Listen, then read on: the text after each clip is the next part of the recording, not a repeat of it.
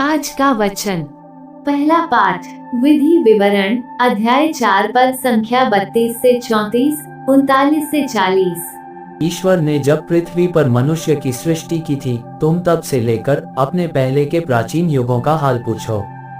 क्या पृथ्वी के एक छोर से दूसरे छोर तक कभी इतनी अद्भुत घटना हुई? क्या इस प्रकार की बात कभी सुनने में आई है?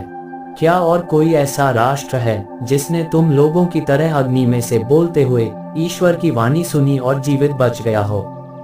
ईश्वर ने आतंक दिखाकर विपत्तियों, चिन्हों, चमत्कारों और युद्धों के माध्यम से अपने सामर्थ्य तथा बाहुबल द्वारा तुम लोगों को मिस्र देश से निकाल दिया है।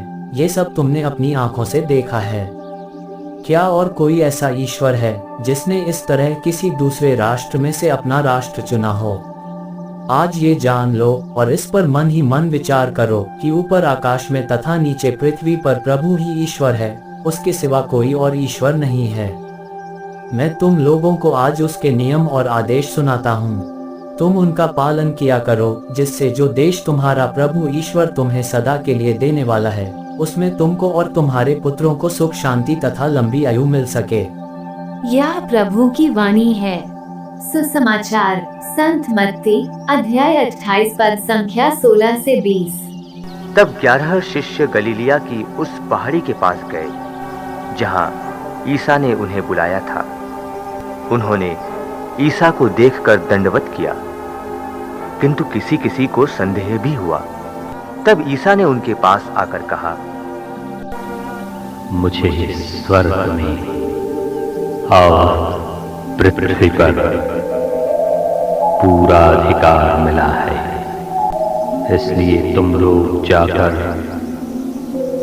सब राष्ट्रों को शिष्य बनाओ और उन्हें पिता, पुत्र और पवित्र आत्मा के नाम पर बपतिस्मा दो। मैंने तुम्हें जो जो आदेश दिए हैं, तुम लोग उनका पालन करना उन्हें सिखलाओ।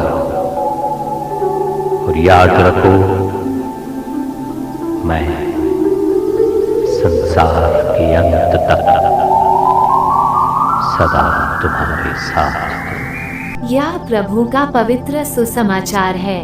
आमीन। आज का चिंतन, ईश्वर एक है, उसमें 3 जन हैं, पिता परमेश्वर, पुत्र परमेश्वर एवं पवित्र आत्मा परमेश्वर। 3 जन होते हुए भी उनका स्वभाव एक है। इसी कारण हम ईश्वर को पवित्र त्रित्व कहते हैं। ये तीनों शाश्वत हैं तथा अनंत काल से विद्यमान हैं। इनमें एक आगे एवं दूसरा पीछे, कम या ज्यादा आदि जैसी कोई भी मानवीय सोच नहीं है। अंतर केवल इनका मानवीय इतिहास में प्रकट होने का तरीका, घटनाएं एवं कालखंड है। नए विधान में यीशु के आगमन से ईश्वर ने मानव के रूप में अपना रूप भी प्रकट किया। इस प्रकार पवित्र त्रित्व के मानव इतिहास में प्रकटीकरण की प्रक्रिया पूरी हुई। जिस प्रकार इंद्रधनुष के रंगों को हम अलग नहीं कर सकते हैं, उसी प्रकार पिता, पुत्र और पवित्र आत्मा का एक ही अस्तित्व है, जिन्हें एक दूसरे से अलग नहीं किया जा सकता। जहाँ पिता है, वहाँ पुत्र और पवित्र आत्मा भी है। यीशु के बपतिस्मा के समय उनके बारे में बादल में से पिता की वाणी, पवित्र आत्मा का कपोत के रूप में उन पर उतरना पवित्र त्रित्व की उपस्थिति को दर्शाती है।